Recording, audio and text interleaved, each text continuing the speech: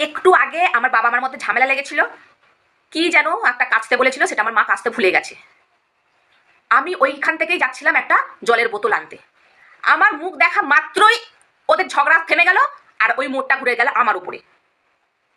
যত দোষ আমার। আমার মা হঠাৎ করে বলল, এই যে এই একটা মেয়ে হয়েছে, সারাদিন শুধু ফোন দেখে, চিতা দেখে, কোনো কাজ করে না, একটা জানোয়ার মেয়েকে জন্ম দিয়েছ, এজ এ জানোয়ার। আমার কি দোষ? তোমরা তোমাদের ঝগড়া করছো, ঝগড়া করো না, আমি তো আমার একটা জলের বোতল আনতে যাচ্ছিলাম। কোন জন্মে একবার আমার মা বলেছিল আমাকে যে জলের বোতল ভরার জন্য, তা আমি তখন মনে বলেছি যে না এখন ভরতে পারবো না বা ভরিনি হয়তো এরকম। সেটা নিয়ে এখনো পর্যন্ত সেটাই, যখনই ঘরেতে ঝামেলা হবে তখন ওটাই চলতে থাকে। আমি কোনো কাজ করি না, আমি কিছুই করি না। তারপর থেকে আমি রোজের জলের বোতল ভরি, এটা আর বলে না। যখন কোনো ঝামেলা হবে তখন ওই তোমার ওই জানোয়ার মেয়েকে জন্ম দিয়েছি তো। বাড়িতে যত ঝামেলা আমার জন্য আর আমার ফোনের জন্য। আমি তো কারোর কোনো কথাতে নাকি গলাই না, আমি আমার মতো থাকি বাবা, যেটুকুনটা কাজ বলো সেটুকুনটাই করি। আমাকে নিয়ে কেন অত কথা?